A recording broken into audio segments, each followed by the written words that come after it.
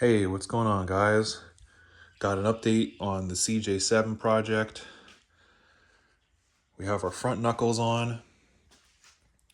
I've gone through and changed the pinion seals on the front and rear axles. We also have our one-piece axle kit installed and got our brakes all on. The one-piece axle kit really wasn't that bad. Definitely recommend having a hydraulic press because makes it getting the bearing and retaining sleeve pressed onto the axle much easier. The instructions, they have you, if you haven't done one of these before, there's your seal, there's a spacer sleeve, and then your bearing.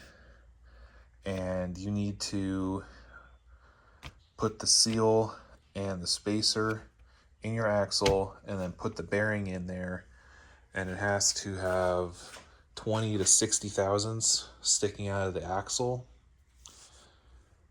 Now there's two ways to correct it. If you have well, I don't think there's ever an issue where it's in too far, but if it's sticking out more than 60 thousandths, you can either take that retaining ring or the spacer ring out and grind it down, which is harder to do when you have the seal in there. I know some people will do the measurement without the seal in, but I feel like that's not as accurate. So usually if you pull it back out, you ruin the seal, you gotta change it. But you can also use shims, and these are two of the shims that were actually on the narrow track axle behind the backing plate when I took the axle apart. There's a thicker one and a thinner one, and there was one of each on both sides. So the passenger side, the bearing was poking out just over 20 thousandths. This side, the driver's side was sticking out probably closer to like 70, 65, 70-ish. So all I did was on this side, I put a thick and a thin spacer in there, and that took up the gap so that I had about the same amount sticking out on both sides. And then everything went back together as normal. New differential covers on there. I got the emergency brake lines, cables for both sides running up to the frame. I don't have the other cable, so I still have to get that. But unfortunately, the drums that I got are the wrong size. They're like slightly too small to fit over the brake shoes, so now it's a bummer. Now, for the fronts, I'm waiting on actually a few parts. I said in a previous video that I had bought a set of, I think Alloy USA or something, axle shafts that wound up being the wrong size. The part with the U-joint was too thick to fit through the spindle. So I got our driver's side axle shaft put together. Unfortunately, the passenger side, the outer yoke, the ears, you can't really see it, but the ears, at least one of them, is bent in a little bit from pressing the old U-joint out. And unfortunately, with that, there isn't really a good way to bend it back out just because you don't really have the leverage. Plus, this guy right here that holds the seal, it's kind of crooked. So I'm just gonna go ahead and get one new uh, outer shaft piece. The inner one is good, and I have the U-joint, so unfortunately those outer pieces are like $200, which is a little ridiculous, but whatever. We are running the wide track style bolt-on brake calipers, so I, instead of paying 90 bucks for a pair of new ones, I just took the old ones and wire wheeled them and painted them. They definitely don't look the best, but they'll work. And then spindles, I was gonna try and reuse the ones that I have. Unfortunately, I had 4. I don't know where one of them went, but the 3 that I have, that one is really rusted and pitted. A lot of the metal on the flange is missing, and then all 3 of them have discoloration and burn marks where the bearings ride. So I'm just gonna buy 2 new spindles, get those on there brand new. So once we have the U-joint and the spindles, we can get the axles the front axle back together. I also need wheel bearings and the seals for the hubs and lug nut studs. For those who don't know, on these Jeeps, the hub sits on, the hub sits on the rotor, and then the lug nut stud presses through the rotor into the hub. And so you gotta remove and reinstall your lug nut studs, and since I'm here, I might as well put a fresh set of lug nut studs on the front. So, but we'll get the front axle back together. The drums should be here soon, and we can get the get them slapped on, and then the rear axle's done. The wheels and tires, I'm not running those 4 rims. I need to buy 1 to get a 5th for the spare, and it's not that much more money to just buy the 4 extra rims, since I already have to buy 5 tires and 1 rim. So we're just gonna run all new rims, all new tires. I was going to run the factory style white 15x10 wagon wheels, and then I saw one of these with the 15x10 same wheels but chrome like the Laredos had, and I was hooked. With all the other chrome that I've got going on, I think the chrome wheels would be nice, because we have the chrome accents. We're gonna have chrome or stainless, whatever, steps, and we're gonna do stainless bumperettes. Now, before we get to the back, our windshield has arrived. So I might have mentioned this in the last video, maybe one before. I got a windshield kit. Essentially, it's all the same stuff that I already had. It's the same windshield frame, I think the same glass, same seal, but it ships to you with the glass already installed in the windshield frame.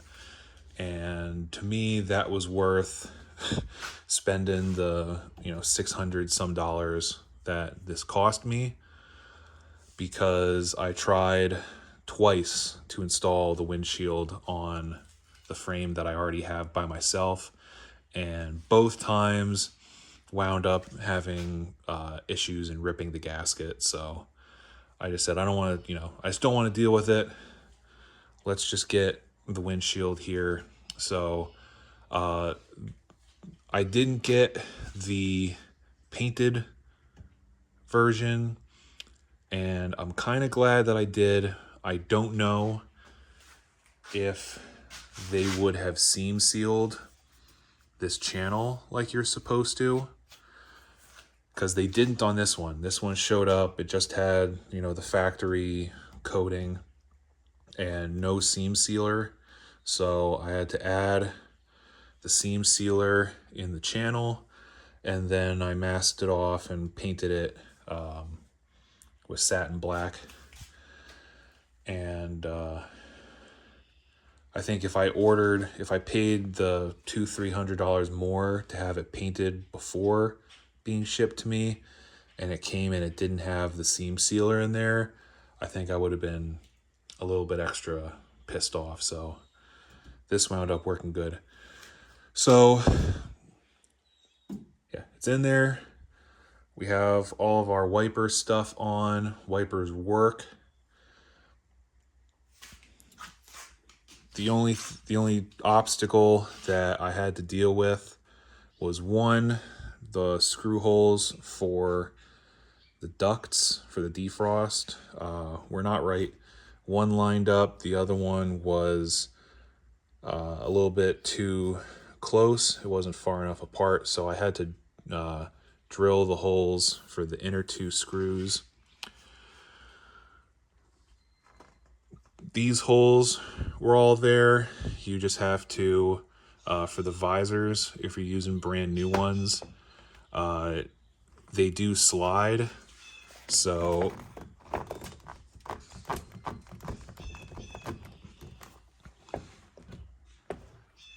they'll slide back and forth. So you just gotta kind of grab them and spread them apart to get the holes to line up. Wiper motor, all that's new, all that's good. Now,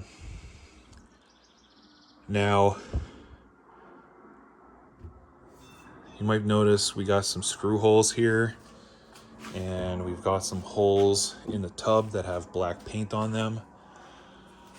I did get a Rugged Ridge soft top kit that came with half door uppers and everything.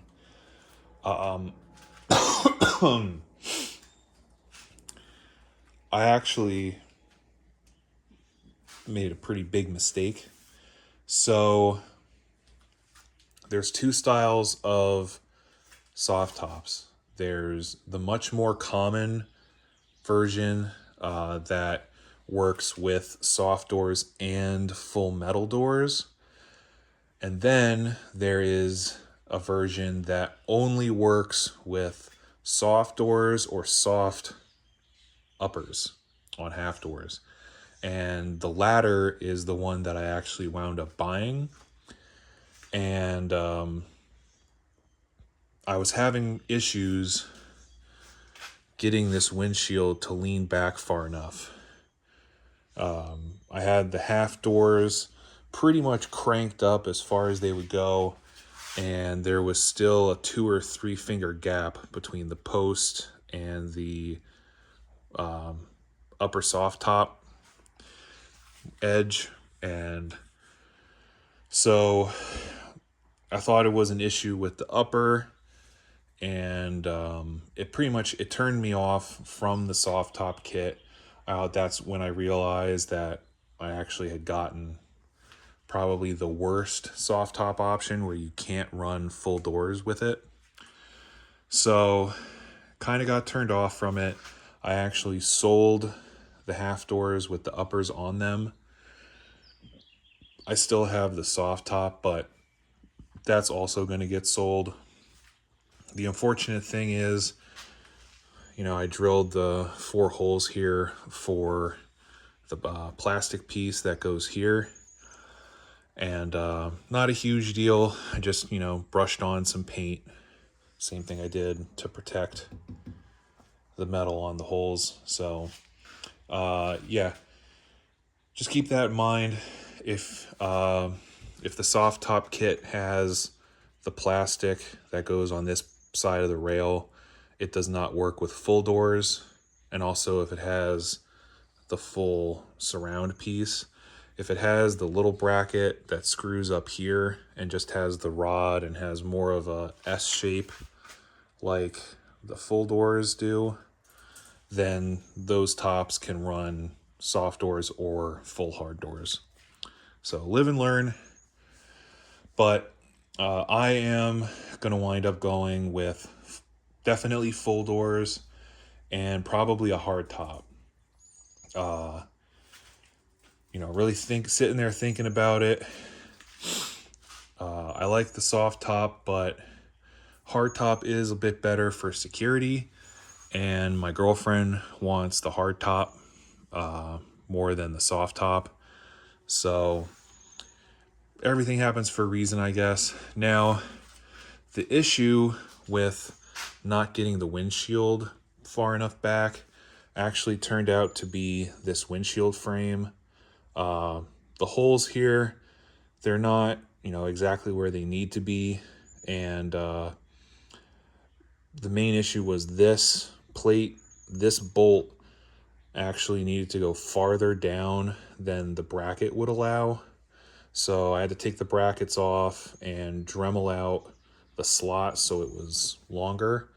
And now I can definitely get the windshield to be 75 inches from the windshield frame to the back of the tub, which is tighter than you would need for the super top soft top, and definitely more than you need for having the full doors and the hard top. So it's good to go.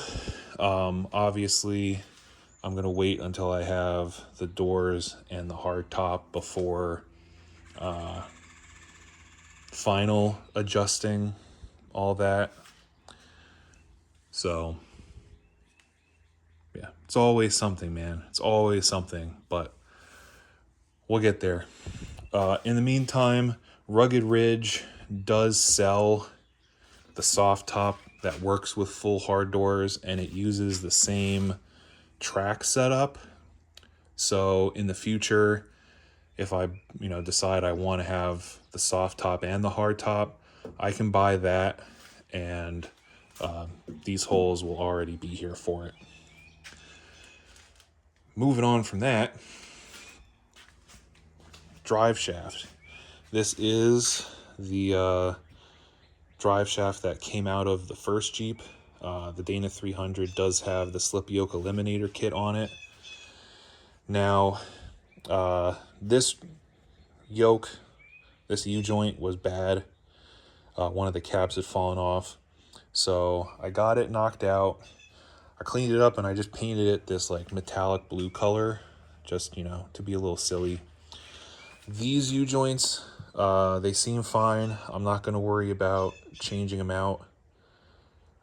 So I'll just do the one, and then we'll have a rear drive shaft. Well, I'll have to order a new front drive shaft. I don't have one that would work. So get a new front. We have the rear. I do have to get the brake lines for the rear axle. I have the wide track ones, but I don't feel like bending them all up to try and make them work.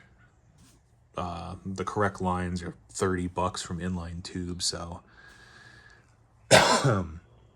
we'll just go with that route. Now, my other last minute change is our tire carrier. Now, I absolutely want to have a spare tire on this. I think one of the things that makes these Jeeps look cool to me is having the spare tire chilling on the back. When I see Jeeps, especially like these older Jeeps that don't have the spare tire. It's not really my thing. So I had originally planned on buying a rear bumper that had the spare tire carrier on it.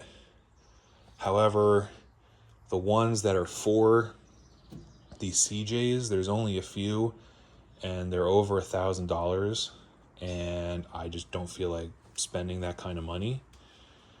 You can get them cheaper for a YJ, but the problem with that for me is they have a reinforcement piece that goes on the bottom and like ties it into the frame. And on the CJs, that won't work because that's where your leaf spring hanger is. So I just didn't feel like going that route. So I had sorry, train of thought just went. I had 2 spare tire carriers, you know, complete kits from the 279s, and I used like the best of the 2 kits. This is actually from the second one, the parts Jeep that I got. The first one, you could see the little indent in there from where the pin has rubbed the metal away. The one that was on the first Jeep is actually worn way worse. So I went with this one. Now, obviously, par for the course with this tub, the holes for the spare tire carrier weren't there either. However, they did have this plate welded in, and they had this reinforcement piece actually welded to the tub. From the factory, there would be this kind of bracket. It would go behind these nuts, and then there would just be one bolt holding it to the floor. So I guess you could say in a sense this is actually better, but the plates were there, but there were no holes. So when I did all the holes for the taillights and the fuel door, fuel filler, I actually bought another set of these end caps that have all the holes and made a template. And the template that I made also had the spare tire bracket holes on it. So I copied them over, drilled them out. You got to do, they're 3/8 studs, but you need 1/2-inch holes just so that you have room for adjustment and everything. Now the lower bracket, I'll show you the correct setup utilizes this triangulation bracket for the lower hinge piece, and this is how it's mounted on the Jeep. So this is the inside, so you'll have 2 bolts going from inside of the tub to the holes on this bracket, and then this hinge piece comes in from the back of the tub and bolts in here, and this guy just kind of triangulates everything. Well, obviously I cleaned that up, I painted it, and I tried putting it in, and the holes didn't line up. I don't know if this bracket's bent, probably not. I mean, it is pretty thick metal. Probably the tub isn't exactly made right, big shocker. And the holes definitely don't exactly line up. So this was too far to the right for the holes to line up. And I did not want to egg out the holes in the tub or this bracket to make it work. So what I did instead, definitely not recommended, but I took this piece, which would be the plate that goes behind on the inside of the tub for the latch part, and I cleaned it up and I actually put it behind on the lower bracket. And my thought process behind that working is this is the original triangulation bracket for the top, and like I said, has those two holes that would go over the studs for the hinge, and then the nuts would go there, and you just have one bolt sandwiching it together. Well, having the bracket in there actually welded, I think is going to provide just as much support as having the thinner, flimsier setup up top and that triangulation bracket on the bottom. We hope. Speaking of, this is our spare tire carrier, and this is the one off of the first Jeep. We're missing the actual box that the spare tire goes onto because the one that was here was hit and it was all mangled and messed up, so they're just held on with some spot welds. So cut it off, and you can buy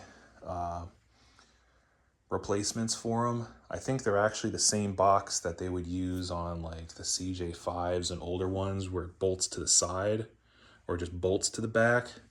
But instead of having bolts, you can see, you know, the flange here, and you can kind of see the shadow from where the bolt holes are. They just put it on here and then hit it with some tack welds and put these reinforcement pieces on the top. So got that cut off. I have a new kit coming that has the little square end caps for the ends of the tubes and the rubber bumper, the 4 rubber bumpers you need.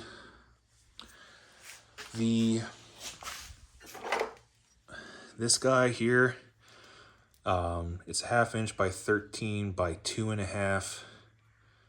Looks like a very large headed carriage bolt. I've heard someone call them elevator bolts, but it would thread in down here, and it's adjustable, and this would be kind of what supports the bottom of the tire. Unfortunately, this one, the threads are pretty rusted under the nut, and the nut is pretty much rust welded to the threads. So can't use that. Can't find ones with that head locally, but I did find a 1/2 inch 13 stainless steel carriage bolt that's the right length, and a stainless steel nut, and I figured this will be better than nothing. It's not as wide as the other bolt, but again, better than nothing. And I did find them online, but I could only buy them in like packs of 25, and it was like $200, so not worth it. So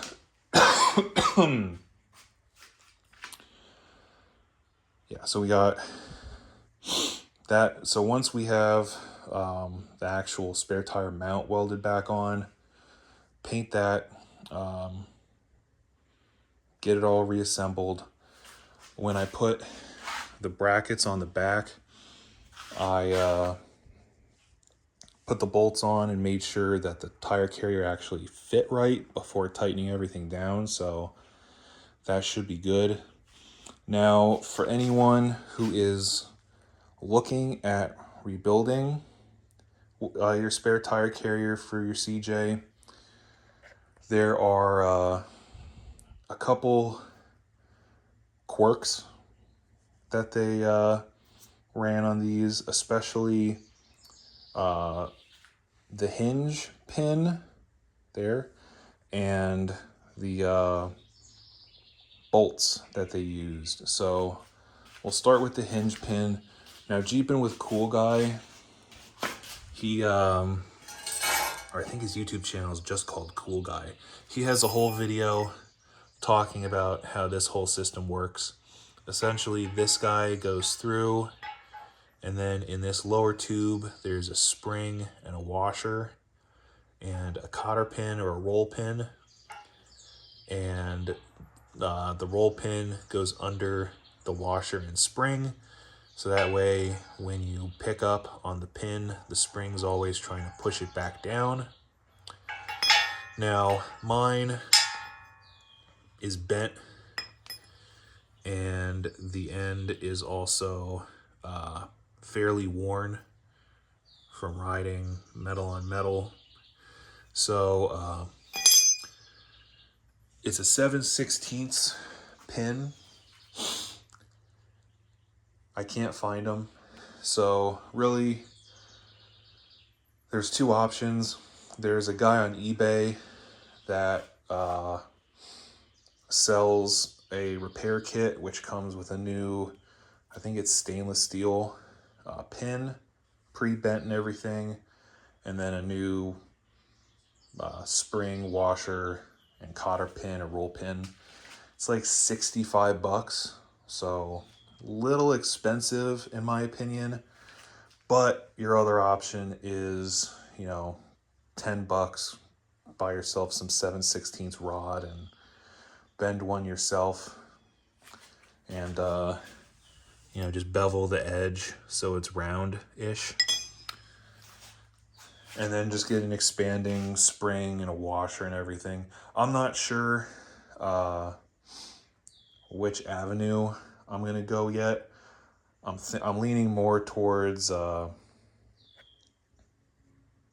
making it myself instead of spending 60 some dollars. And the reason for that is because for the latch, there is, you can see this metal piece in here with the 3 holes. This is supposed to have a little rubber piece molded to it. That's kind of a bumper for the spare tire carrier. Now obviously mine's, you know, gone, rotted off. Guy on eBay, different guy, sells them new. They're about $55. That one I can't make myself, so that's what I would rather spend the money on. And then just use the vise and a torch and heat it up and make it myself. So, I mean, it's not hard. You know, you need a 90, probably another 90. Chop it, bevel it, and then drill a hole for a cotter pin. So that's the route I'm going to go with. So that's the pin. Now, the actual hinge bolts.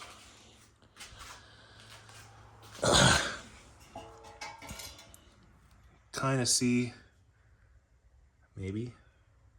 Mine's, the bottom one here is a bit of an egg shape. The other one's more round.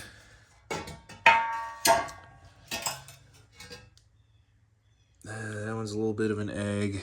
That one's definitely an egg. So, and I have one factory bolt here. It's like it's definitely an interesting bolt. So the shaft is actually 1/2 inch, but the threads are 3/8. So when you're looking at your bracket, there's going to be a rounded side and a square side. The rounded side goes on top, and the rounded side will fit that 1/2 inch shaft. The underside won't. So, and when you put the bolt in, you're can see it pretty much is all shaft, and then it's just the threads on the bottom. Now, obviously, can't really get a bolt like that just at the hardware store. And you can't run a 3/8 bolt because you'll have a lot of slop. It'll flop around. So what I wound up doing, use a drill, made sure those holes are 1/2 inch. And then I drilled these guys to make sure they were 1/2 inch. And then I've got a 1/2 inch by 13 bolt, washers, and a lock nut that I'll put on. And it will, this part down here will be threaded. It won't be all shaft material like it's supposed to be, but it'll work for now. The other problem is you're supposed to have like nylon plastic washers, top and bottom. You need to have a 1/32 thick plastic washer to get top and bottom. Definitely on mine, if I put, these are 1/16 inch thick, I can put one in there. I definitely cannot fit two. So what I had to do, I couldn't find a 1/32 thick plastic washer with a 1-inch hole that would have been, about this size, 1 inch-ish. So that, it was covering the whole piece here. And at the hardware store, Lowe's, Home Depot, Ace. So I found a pack of 25 on eBay. So those are coming. Now, ideally, with the holes being wallered out like that, slightly, you would want to look into maybe doing, putting bushings in there or something. But again, the problem is going to be you only have a total of 1/32 of an inch top and bottom for that bushing flange to stick out. I just don't think it would work for me. The other option that I was debating was putting a sleeve in it. So, like this is a sleeve for like that goes in a shock, and that's where these came from. 1/2 inch on the inside. They're about 5/8 on the outside. So drill these out to 5/8. Trim this so it's just sticking through the top and bottom of the hole here, and you could run a sleeve that way and essentially get a new hole. That's one option that I can look into in the future. For me, the holes aren't actually that bad yet. Let me see, I should have another 1/2 inch bolt.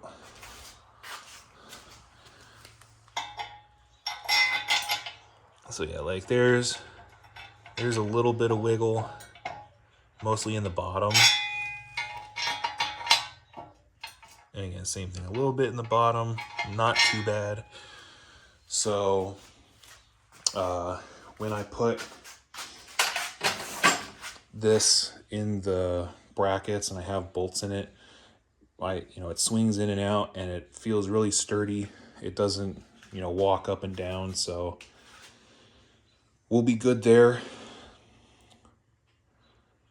So that's what I've been working on. I just realized I've been going for 40 minutes, so if you even made it this far, nice. But yeah, it's just a lot of stuff trying to get all of this figured out. But the Jeep is very close to the end of the road as far as this project goes, which is very exciting. So gotta wait for those, these extra parts. Then we'll have the front axle done, rear axle done, get those lines, and I can hook up and bleed the brakes. I don't know if this was in the last video, but I did get a transmission pan. I had gotten a Summit one that was a 2 extra quarts that did not fit under the skid plate. I got this, I think it's an RT off-road, and it's only 1 additional quart. Yeah, RT off-road. It's only 1 additional quart, and it fits under the skid plate, gives you a nice little drain plug. So transmission's full of fluid again, does not leak, so that's good. I have to drain the transfer case and then fill it and the diffs with 75/90. The book calls for 80/90, but it's 80/90. I think I have 70 or 75/90, and a lot of people online say that they run 75 or 70/90 when the book calls for 80, and it's fine. So it's going to be fine for me. It means I don't have to buy it because I have a lot of it. So, and then once we have axles, brakes done, rear drive shaft in, this thing will be running, stopping, and hopefully driving. The transmission looks good. It does go into gear when I had it idling. Obviously, the wheels don't spin because I don't have drive shafts, but I know it was spinning because I could see the output shaft underneath. So the fluid looks good in it. I didn't see any things that concern me. So I have confidence that this Jeep the transmission is good and this Jeep will drive. So, I mean, that's really what's driving me, is get all these parts ordered, get our wheels and tires in, and this thing will run, stop, and move under its own power for the first time since I've owned it. So that's enough of me rambling. I'm sure you're tired of me talking. I figured that was enough of a project catch up. Probably the next video will be when this thing is back on 4 wheels and hopefully mobile. So I'll catch you then.